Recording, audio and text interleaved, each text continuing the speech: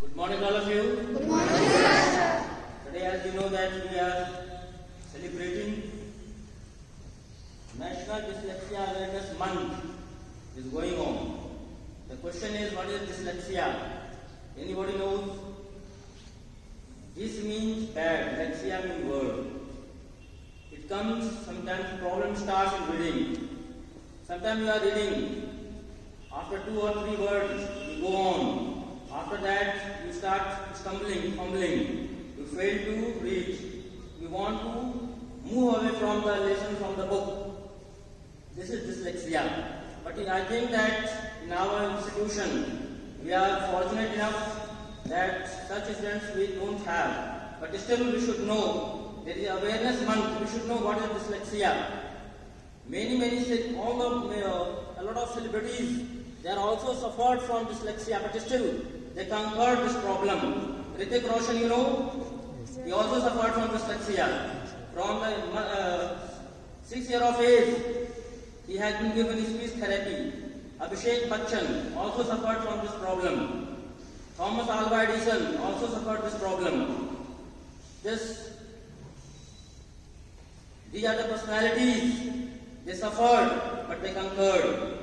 So if there is any problem, we have to conquer it. We don't have to let in. In this connection, I would like to request our Bio Sir, Sri Sukhar Alam Sir, to please shed light on dyslexia. Give a big hand to him.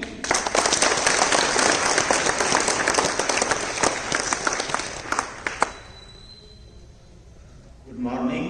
Good morning, sir. बच्चे आप लोग film देखते हैं? Yes, sir. हमारे एक बहुत अच्छी film आई थी जिसका नाम था तारे जमीन पे। Yes, sir. आपने देखा होगा? Yes, sir. ये 2007 में आई थी परहैप्स। अगर आपने नहीं देखा हो तो कभी मौका मिले तो जरूर देख लीजिएगा। उसमें एक बच्चा है जिसका नाम है ईशान अवस्थी। इसके बारे में मैं क्यों चर्चा कर रहा हूं, अगर जो बच्चे देखे होंगे तो जान रहे होंगे कि उसको यही प्रॉब्लम था जिसके बारे में आज दुनिया असेंबल हुए हैं, डिसलेक्सिया। ईशान अवस्थी के माता पिता ये समझते हैं कि ये जानबूझ के ऐसा कर रहा है और उसको जाने या अनजाने में प्रताड़ित करते हैं। होता है ना, कभी कभी हम अपने इमोशन को कंट्रोल नहीं रख पाते हैं एज ए पेरेंट भी, और ये बिना समझते हुए कि ये कारण है क्या, क्यों ऐसा बिहेव कर रहा है बच्चा, तो उसी के बारे में हमको ये जानना जरूरी है कि ये एक्चुअली ये प्रॉब्लम है क्या। जैसा कि सर ने कहा, एक लर्निंग डिजॉर्डर या लर्निंग डिसेबिलिटी है। इसको मेडिकली जो टर्म यूज किया जाता है इसके लिए वो है neurodevelopmental disorders. Higher class के बच्चे जान रहे होंगे हमारे बॉडी में जो नेटवर्क है न्यूरॉन का, नर्वस सिस्टम जो कि सारे इंफॉर्मेशन को स्टिमुली के फॉर्म में पहुंचाता है, और रेस्पॉन्स के लिए भी न्यूरॉन का एक नेटवर्क है, मोटर न्यूरॉन के थ्रू सारे वर्क जो मूवमेंट होते हैं वो परफॉर्म किए जाते हैं। ये डिसलेक्सिया कोई नया चीज नहीं है। बहुत समय से इसके बारे में इधर बीच में इस पे ज्यादा ध्यान नहीं दिया गया था। जब ये फिल्म आई थी तारे जमीन पे, एक डिस्कशन का मैटर था, और तो लगता है सारे केवी को फिल्म की सीडी भेजी गई थी, और स्पेशली ये कहा गया था कि इसको बच्चों को दिखाया जाए, इवन पेरेंट को भी दिखाया जाए। अगेन हम फिर इस बात पे चर्चा कर रहे हैं ताकि इस चीज से अभिभावक और बच्चे सभी जान सकें, जागरूक हो सकें और इसको समझ सकें। बच्चे इसमें इसको अगर सिंपल टर्म में कहें हम तो इसको हम रीडिंग डिजॉर्डर्स कह सकते हैं। जैसे इसमें होता क्या है कि पढ़ने में डिफिकल्टी होती है। कई सिमिलर वर्ड होते हैं, उसको जैसे बी और डी इसमें फर्क नहीं कर पाना, जैसे 6 और 9 इसमें फर्क नहीं कर पाना। जो बच्चे इस तरह के होते हैं उसमें एटेंशन डिफिशिएंट डिसऑर्डर भी होता है, मतलब वो बहुत ज्यादा देर तक एटेंशन ध्यान लगा करके नहीं रह सकता। तो इस तरह की स्थिति में उसको करना क्या है, एक्चुअली इसके काउस की अगर हम बात करें ऐसा होता क्यों है, इसके 2 कारण हैं। बेसिकली इसके जो कारण है वो हेरिडिटी है और कुछ इन्वायरमेंटल फैक्टर भी इसके लिए जिम्मेदार हैं। अब इसके सिम्टम क्या होते हैं? इसके सिम्टम अगर सीधा सीधा कहा जाए तो ट्रबल इन रीडिंग, इसको पढ़ने में समस्या आती है। क्यों आती है? क्योंकि जैसे मान लीजिए बी और डी में डिफरेंस नहीं हो, तो जहां पे बी होना है वहां पे डी पढ़ देगा, जहां पे डी होना चाहिए वहां पे बी पढ़ देगा, तो फिर उसका जो पूरा सीक्वेंस है वो बदल जाएगा, वर्ड का जो शब्द का जो उच्चारण है वो अलग हो जाएगा। इस तरह की, इसी तरह नंबर में भी है, इस तरह की समस्या होती है। लेकिन इससे ये चीज इसमें जो सबसे इम्पोर्टेंट बात है, इससे उसके जो इंटेलिजेंस है, उनकी जो बुद्धि है वो प्रभावित नहीं होती है। ऐसा नहीं है कि उसमें बुद्धि नहीं होती है, वो सिर्फ इनके अलावा मीन्स उसको जो लेटर में डिफ्रेंशिएट करने के अलावा बाकी सारी क्रिएटिविटी वगैरह सब कुछ होती है। जैसे आपने उस फिल्म में अगर आप नहीं देखा है, अगर देखेंगे तो ईशान अवस्थी इमेजिनेशन में बहुत आगे है। वो इमेजिन करता है कि इस तरह से मछलियां अपने पिक्चर के माध्यम से वो बताने का प्रयास करता है कि किस तरह से वो अपने परिवार से बिछड़ गया है। जब उसको बोर्डिंग स्कूल में डाला जाता है तो इस चीज को अपने पेंटिंग के माध्यम से एक्सप्रेस करता है और दिखाता है कि जिस तरह मछली का झुंड है उसमें से कोई मछली बिछड़ गया हो, वहां से बिछड़ गया हो, ठीक उसी तरह की स्थिति उसके साथ है। तो क्या कहेंगे, बुद्धि में कहीं पे कमी नहीं, मतलब इंटेलेक्चुअल कैपेसिटी में कोई प्रॉब्लम नहीं होता है।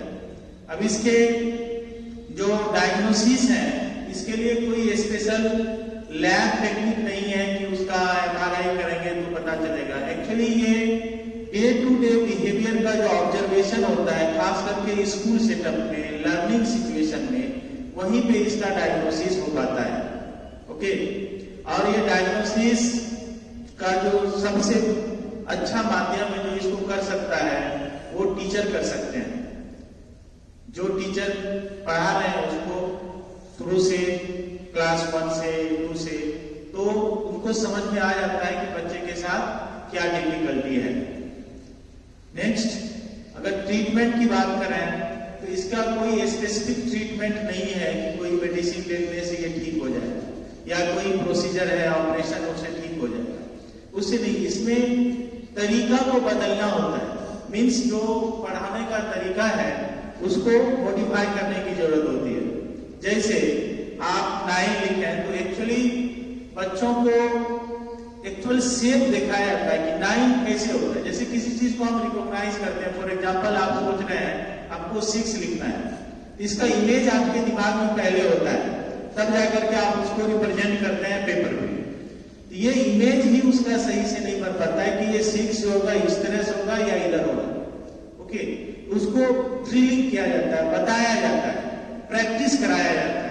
जैसे सेंट पे आपने उस फिल्म में देखा होगा, या जो इसके लिए जो स्पेशल ट्रेन पर्सन होते हैं उसको स्पेशल एजुकेटर कहते हैं। एनसीईआरटी का रिकमेंडेशन है कि जितने स्कूल हैं उसमें एक, अभी जब इंक्लूसिव एजुकेशन की बात चल रही है तो 2 रिकमेंडेशन है जो कि बहुत जगह कोशिश किया गया है पूरा हो, कई जगह नहीं भी हो पाया। एक स्पेशल एजुकेटर, दूसरा गाइडेंस एंड काउंसलिंग के लिए काउंसलर। एनसीईआरटी का स्कूल होता है, डीएम स्कूल बोलते हैं इसको, डेमोन्स्ट्रेशन मल्टीपर्पज स्कूल। एनसीईआरटी के सभी रीजनल इंस्टीट्यूट ऑफ एजुकेशन में है, उनमें ये पोस्ट भी होते हैं, ये दोनों पोस्ट होते हैं जो कि इस तरह के बच्चे को हैंडल करते हैं। ओके, तो इसमें जो मेन पर्पस है किस तरह से उसको किया जाए, एडजस्टिंग टीचिंग मेथड, टीचिंग को एडजस्ट करना राइटिंग को बालू पे कोई सॉफ्ट चीज पे जिसपे वो उखड़ सके, जैसे आप क लिखते हैं तो जैसे मिट्टी पे, या उसको बना सके मॉडलिंग मेथड, जैसे आपके पास आता है ना वो चौक मिट्टी क्या बोलते हैं उसको, जो जिससे कुछ मॉडलिंग बनाते हैं, ओके, उस तरह से बना करके उसको ट्रेन किया जाता है। तो ये बीमारी ऐसा नहीं है कि हमेशा रहेगा, ये धीरे धीरे ठीक भी हो जाता है, बस थोड़ा सा अवेयर होने की जरूरत है। कई बच्चे अगर इस तरह से हैं तो पेरेंट को भी चाहिए कि ये वर्चुअल माध्यम से पेरेंट भी जुड़े हुए हैं, तो पेरेंट अपने बच्चे में इस चीज को देखें कि अगर वो कुछ नहीं कर रहा है तो उसके पीछे कारण क्या है। हो सकता है कि उसमें इसी तरह की कोई लर्निंग डिफिकल्टी हो, तो उसको जो राइट पर्सन है उससे सलाह लेकर के उसके कंसल्टेशन से उसको मदद करने की कोशिश करें। तो इन्हीं बातों के साथ अपनी बात को समाप्त करता हूं। Thank you very much.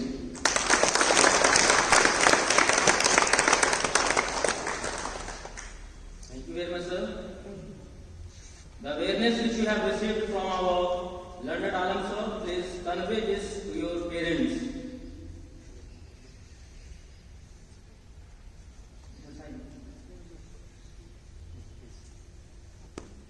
No. Sir, please come over here. Have some exercise.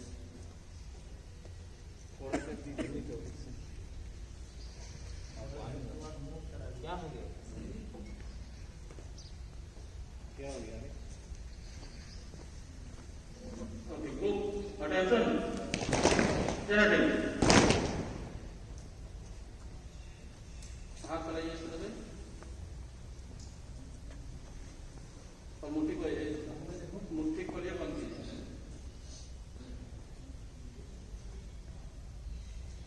ऊपर उठाइए इसको, वहां भी ऐसे कीजिए।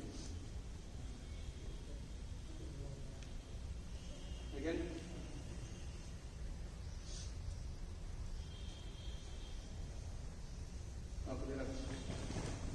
शोल्डर मूव कीजिए।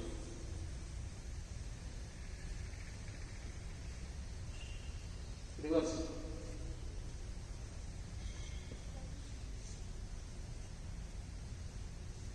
ओके, रिलैक्स, स्लो जाओ,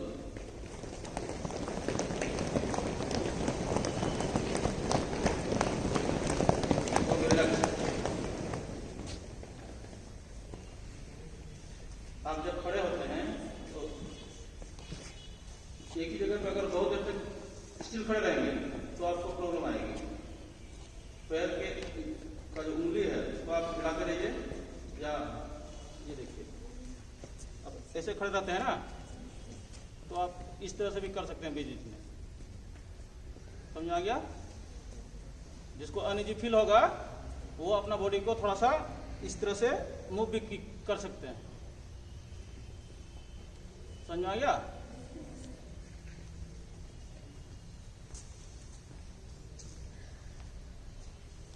Thank you very much, Radha sir. Now I would like to request our head of institution, principal sir, to please come over here and give blessing, shower blessing to our children.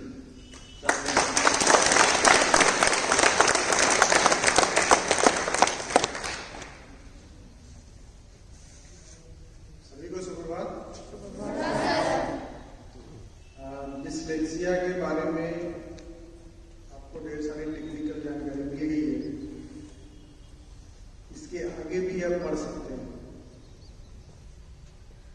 आप पिछले सालों की अपेक्षा पढ़ाई का तरीका बिल्कुल बदल गया है, और हम नहीं समझते कि आप में से कोई भी ऐसा सिंगल स्टूडेंट होगा जो नेट अब यूज करना नहीं जानता होगा, या गूगल पे सर्च करना नहीं जानता होगा, या यूट्यूब पर वीडियो देखना नहीं जानता होगा। और काफी हद तक आपके पेरेंट भी अब रिलैक्स हो गए हैं कि मोबाइल छूने देते हैं आपको, कुछ होकर। इक्के दुक्के होंगे जो कहते होंगे मोबाइल अभी नहीं छूना है, लेकिन एक परमिशन आपको मिल गई है। बी केयरफुल कि उसको पढ़ाई के लिए यूज करना है। और डिस्लेक्सिया के बारे में जब आप नेट पर जाओगे, सर्च करोगे, तो आपको और भी डिटेल इंफॉर्मेशन मिल जाएगी, इसके पीछे वजह क्या होती है छुटकारा पा सकते हैं। और आपका रोल क्या है, स्कूल का रोल क्या है और आपके पेरेंट का रोल क्या है इस समस्या से निजात पाने में, या इस समस्या से का हल निकालने में, या इसके साथ कैसे हम एक सहानुभूति पूर्वक कह सकते हैं कि हम इसको कोप अप करें, कैसे इससे डील करें। इसके अलावा भी कुछ और भी आपके अंदर लर्निंग डिसऑर्डर के अलावा भी कुछ और टाइप के डिस्लेक्सिया होती है, बहुत सारी तरह की है।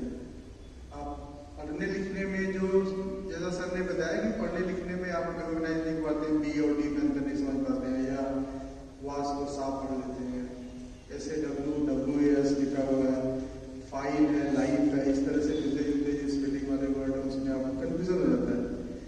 ये तो मैथमेटिक्स में भी आप करते हैं कि मैथ्स में 13 को 21 और 21 को 13, 31 को 13 और 13 को 31, या 24 को 42 पढ़ लेते हैं।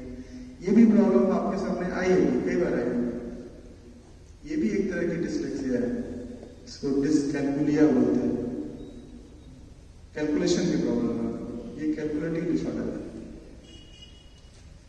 डिस्ग्राफिया, डिसकैल्कुलिया, डिस्लेक्सिया, जब आप ढूंढने जाएंगे तो इस तरह से और सिमिलर वर्ड आपको मिल जाएंगे। तो ये डिस्लेक्सिया पर स्पेशली क्यों ऐसे प्रोग्राम ऑर्गेनाइज किया गया, क्यों एक इंस्ट्रक्शन दिया गया कि स्कूलों में इस पर चर्चा करें हम लोग। होता क्या है कि जैसा एक पिक्चर का जिक्र किया गया और उस पिक्चर में इसी पर पूरा इसी थीम पर बेस्ड वो पिक्चर थी, हालांकि उसमें बहुत सारी चीजें और भी डाली जाती हैं जिससे आप इत्तेफाक नहीं रखते होंगे या उस तरह की जरूरत नहीं पड़ी होगी, उसमें फिर भी डाला जाता है। उसमें जो पेरेंट का जो एटीट्यूड था बच्चे के प्रति, वो जाने अनजाने में बहुत हैरासिंग था, और पढ़ता नहीं है, लिखता नहीं है, कैजुअल है। ये आपके साथ भी होता होगा कि आपके पेरेंट कई बार आपको अंडरस्टिमेट करते हैं कि कुछ पढ़ता नहीं है, सिंसियर नहीं है, क्लास में नहीं जाता है, घर में सेल्फ स्टडी नहीं कर रहा है। वो ऐसा करते हैं इसलिए कि उनकी एक्सपेक्टेशन आपसे बहुत ज्यादा है। वो चाहते हैं कि आप एक बहुत अच्छा सिटीजन और उसके साथ साथ आप एक हेल्पिंग हैंड उनके लिए तैयार हो, एक अच्छी सोच लेकर के, अच्छी एजुकेशन लेकर के और अच्छा तरह से आप उनके सामने आप आए, और वो चाहते हैं, आपसे एक्सपेक्ट करते हैं। इसलिए वो आपको बार बार टोकते रहते हैं कि पढ़ाई क्यों नहीं करते। कई बार वो फेल हो जाते हैं डायग्नोज करने में कि आपके साथ समस्या क्या है। इसलिए ये प्रोग्राम स्कूलों में दिया गया कि स्कूलों में बच्चे जो छोटे हैं इन पर चर्चा करें, पेरेंट को समझाएं, और पेरेंट इस ऑनलाइन माध्यम से बहुत सारे सुन रहे होंगे, तो थोड़ा सा हम लोगों को उनके साथ रियल प्रॉब्लम जो है उसको एनालाइज करना है और उसके साथ उस तरह का व्यवहार करना है। और आपको प्रिविलेजेस कुछ मिलते हैं, कई बार डिटेक्ट हो जाता है कि आपके साथ ऐसी समस्या है, तो आपको टेस्ट देने में या लिखने में या क्लासरूम में जब आप पढ़ाई हो रही है तो आपको थोड़ा ज़्यादा टाइम दिया जाना चाहिए ताकि आप समझ सकें, और उसके लिए आपको कोई बीच में कोई पढ़ने में लिखने में परेशानी ना हो। हमें हमारा रोल जो स्कूल का रोल है, हम तो उस पैसे पे ही है, हमारा काम भी है आपको पहचानना, आपकी साइकोलॉजी को पढ़ते हैं, और उसके हिसाब से जो आपको समस्या होती है उस समस्या का निदान हम लोग स्कूल लेवल पर करते हैं। तो अगर हमारे स्कूल में अगर ऐसा कोई है तो आप पब्लिकली नहीं बताइए, अभी कम से कम अगर आपके साथ समस्या ऐसी आ रही हो कि हमें ऐसा होता है पढ़ने लिखने में, कभी कभी गलतियां ऐसी होती है जो आप करने के लिए है नहीं, आप कर नहीं पाएंगे, मतलब आपके लिए एक्सपेक्टेड नहीं है, फिर भी आपसे हो जाती है। तो अगर कुछ ऐसी समस्या आपके साथ आ रही हो पढ़ाई लिखाई से संबंधित, तो आप टीचर से हमसे डिस्कस कर सकते हैं। स्कूल में और भी लोग हैं, आपस में क्लासमेट है, उनसे आप चर्चा कर सकते हैं कि इसको क्या इलाज है इसका। तो इसका इलाज तो आप जानिए कोई मेडिकल इसका ट्रीटमेंट नहीं है, थेरेपी है, प्रैक्टिस है, और आप धीरे धीरे करके पढ़ेंगे, फिर स्पीड। हर किसी की अपनी अपनी एबिलिटी होती है पढ़ने लिखने की, कोई देर से समझता है, कोई धीरे से मतलब जल्दी समझ जाता है, कोई उसकी पढ़ने की स्पीड अच्छी होती है, किसी किसी की स्पीड बहुत अच्छी नहीं होती है। तो ये तो इंडिविजुअल डिफरेंसेस है। लेकिन जो अगर रियली आपको पढ़ने लिखने में इस तरह की कोई बड़ी समस्या आ रही है तो जरूर आपको शेयर करनी चाहिए, अपने पेरेंट्स से बताना चाहिए, हमसे बताना चाहिए।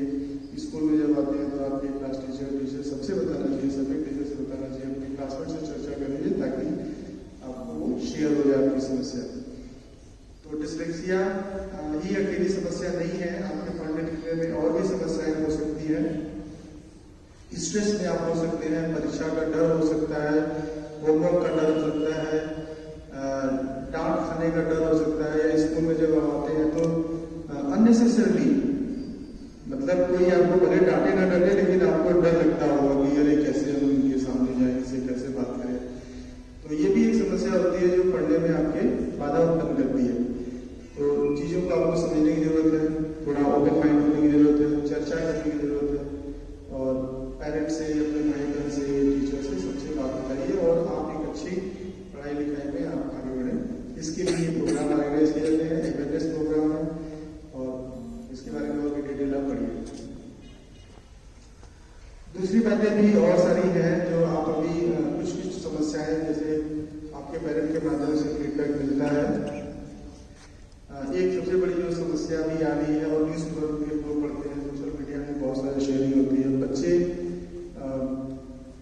दबाव में हैं पढ़ाई को लेकर के, या 2 साल से स्कूल बंद है, हमारी पढ़ाई नहीं हो रही है, हम जिस माध्यम से स्कूल आपसे जुड़ता है उस माध्यम में आप नहीं आ पाते हैं, या आपके पास वो साधन नहीं है, या कह लीजिए कि आपको उस रूटीन में नहीं आ पाए इसलिए भी नहीं पढ़ाई होती। कई बार होता है कि घर में हम रिलैक्स रहते हैं, पढ़ने का मन हुआ पढ़ें, या नहीं पढ़ने का मन हुआ तो मोबाइल ऑफ करके या मोबाइल में जुड़ करके कहीं और चले जाते हैं।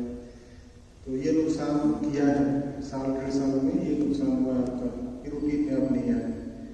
लेकिन इनसे थोड़ा सा आपको घबराने की जरूरत नहीं है, समय जैसा नहीं रहता है, और आने वाले दिनों में या हम लोग उम्मीद करेंगे ये अपने से आप रूटीन में आ जाएंगे और स्कूलिंग होगी।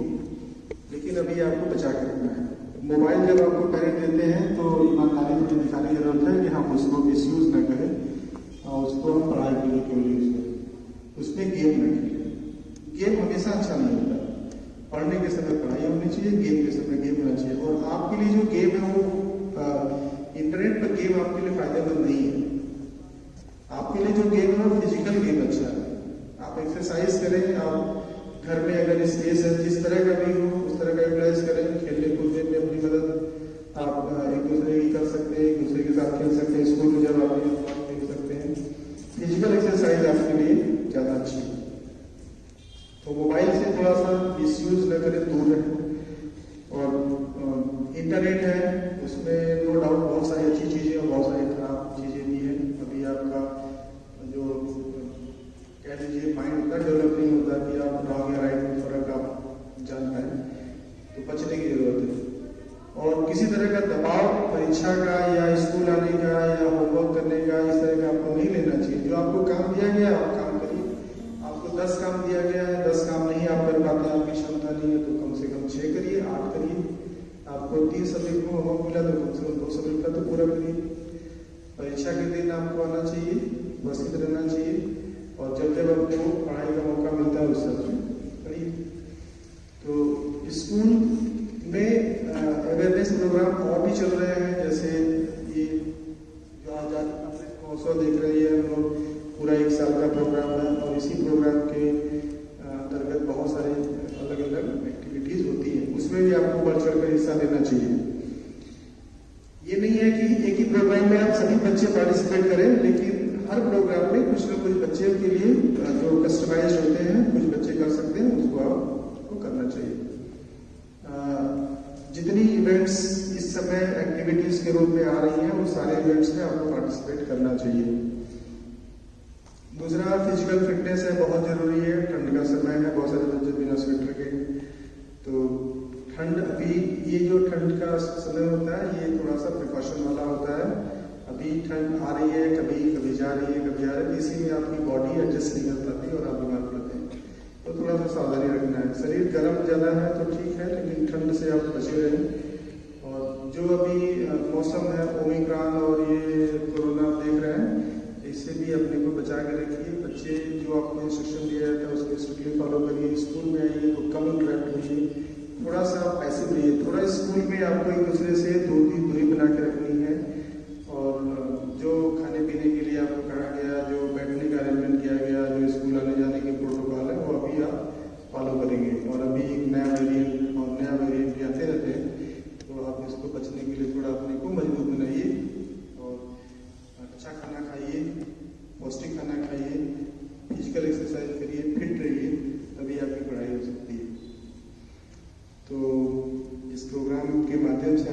सूचना दी गई है, आप इस पर बैठ के चर्चा करेंगे, अपने पेरेंट को बताएंगे, सबसे आप डिस्कस करेंगे और इसके अलावा भी अगर कोई समस्या है तो भी आप पढ़ाई लिखाई से संबंधित, अपने कैरियर से संबंधित वो सारी चीज़ें आपको डिस्कस करनी चाहिए, क्लास में भी चर्चा करनी चाहिए इस पर। सो आज जो कार्यक्रम हुआ इसके लिए और ऑर्गेनाइज करने के लिए आप सभी लोग धन्यवाद के पात्र हैं। कल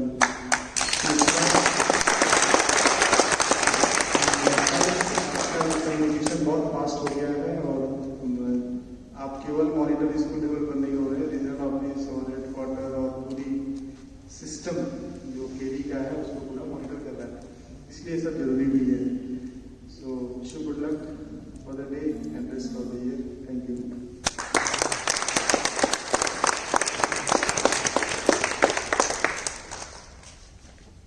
Thank you very much, sir. In this connection, I would like to request our Hadar sir to speak something.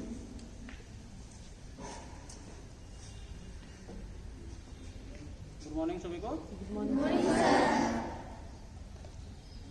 आपको समझ में आ गई सारी बातें?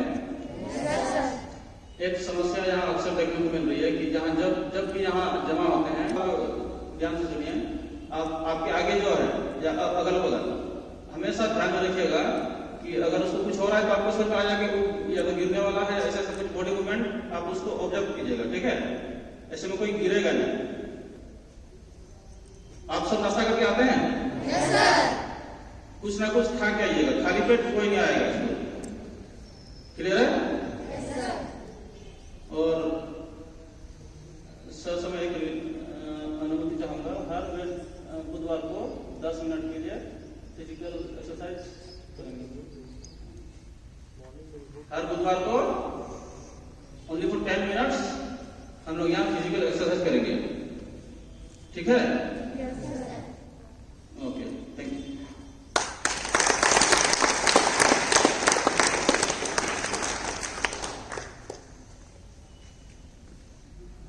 Honorable Principal Sir and all my dear colleagues, it is a matter of immense pleasure that we have finished this program with a great pomp and show. It's a very nice program, but it should be disseminated.